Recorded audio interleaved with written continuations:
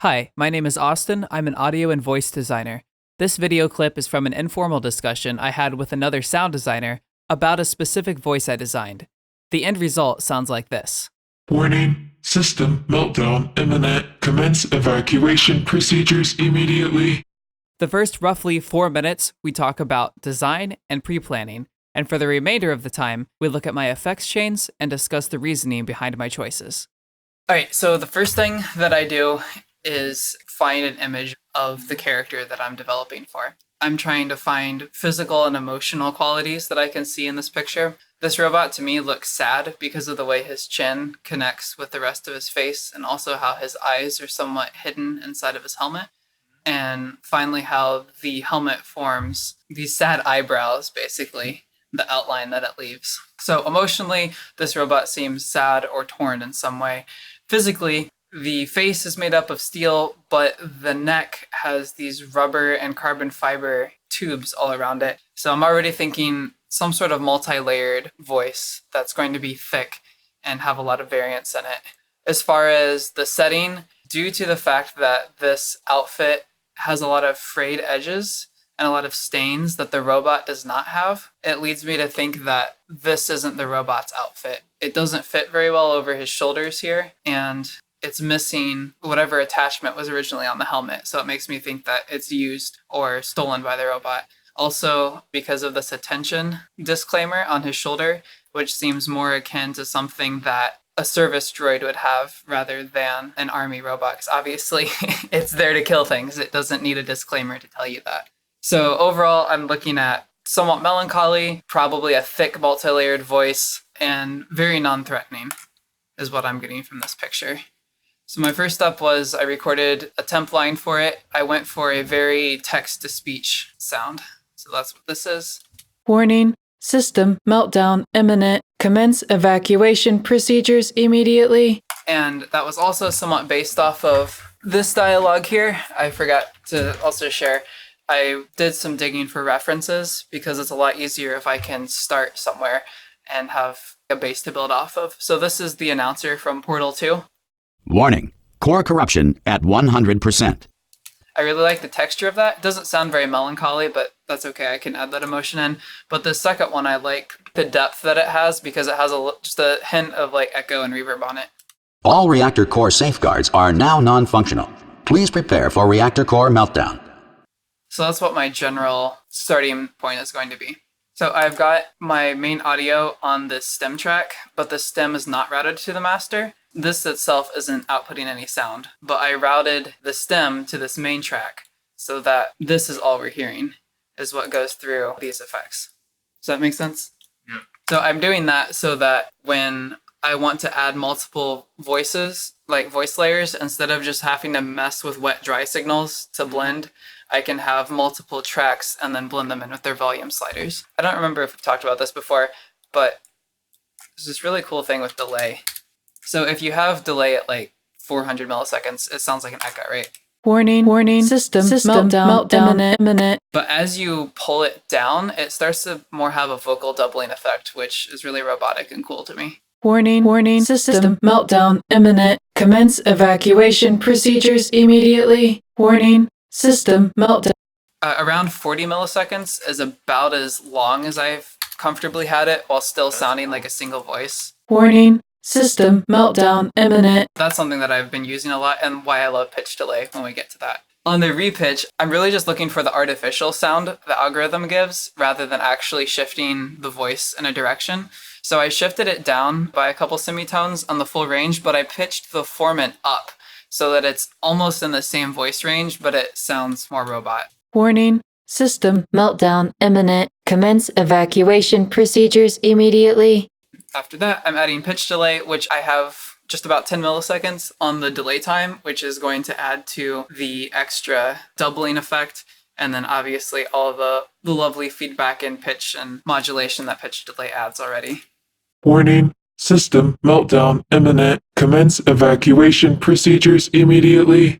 So after that, I added a flanger and I added a phaser, but very, very slight sprinkles of these, like mixes 18% on the phaser and yeah, also 18% on the flanger. Warning, system meltdown imminent. Commence evacuation procedures immediately. Very, very slight. But the reason that I like this is because at the next step, I added in, again, a delay with a very short delay time to give that doubling effect. And then the tube delay also has a saturator built into it. So after we add in the saturator and an actual vocal doubler. Warning, system meltdown imminent. Commence evacuation procedures immediately. Warning, warning, system meltdown imminent. Commence evacuation procedures immediately. Just adds a lot of depth and movement. And if I didn't have the phaser and flanger here, it would still be powerful, but it just adds more depth. And going back to all the tubes that were in the neck, I want that to be a highlight of how the voice is getting generated. So that's my main, and I'm really happy with how that sounds, but it's not... Warning, system meltdown imminent. Commence evacuation procedures immediately. It's not like gritty enough for me. I want there to be more, like, even though it is a robot, that it's really seen some stuff. So I decided to add in a second layer of stuff. So again, this track is receiving the output from the stem. So if we mute the main track, then it'll just be what's coming through, right? Warning. So with no effects. So on this one, I decided to use this basically auto-tune pitch corrector, but it has a really cool square wave sound to it. Warning. System meltdown imminent. Commence evacuation procedures immediately. And I love that hollowness, but it's too muddy. So I did a really aggressive high pass. Warning. System meltdown imminent. Commence evacuation procedures immediately. So I like that, but it's too thin. I did another pitch shift that also, again, drops the full range and then raises the formants a little bit. Warning, system meltdown imminent. Commence evacuation procedures immediately. And then this time I only put in a little bit of the pitch delay. Even though it says it's 44% wet, it's like really jank how it measures its wetness. So anyways, this is what that final sounds like. Warning, system meltdown imminent. Commence evacuation procedures immediately. So in this circumstance, the pitch delay added more of like a static radio feel, which I really liked, partly because the depth is really low, like how much it's processing. Also, I added in a little bit of feedback on and off. Warning. System meltdown imminent. Commence evacuation procedures immediately. It's not super intelligible, but I'm not worried about that because... Just a layer. Right, it's just the second layer. So the next thing is... Try to mix them together. Yeah, I'm gonna blend them together. Warning, system meltdown imminent. Commence evacuation procedures immediately. Warning, warning, system meltdown imminent. Commence evacuation procedures immediately. Warning, system meltdown imminent. Happy with that. Up here, our parent track is obviously going to process both of these together. On this, I added just a compressor to blend things together, a multiband compressor to compress the low end because it was sounding a little too muddy. Some of the attack was too sharp on the voice with all the effects that were on it. And so when I pulled the attack down a little bit on the transient shaper, it was just a little less harsh. So I liked how it sounded. I guess it works. So far we've got... Warning, system meltdown imminent. Commence evacuation procedures immediately. Warning. I added a reverb return, but instead of using a reverb, I'm using a chorus. It has a feedback section, but not just the normal chorus feedback. It has a diffuse button that makes it act more like a reverb. So with it off...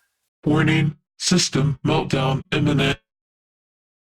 Warning, system meltdown imminent. Commence evacuation procedures immediately. Warning, system meltdown imminent. Commence evacuation procedures immediately. Warning. It's kind of like a reverb space, but it sounded more sci-fi and cyber to me.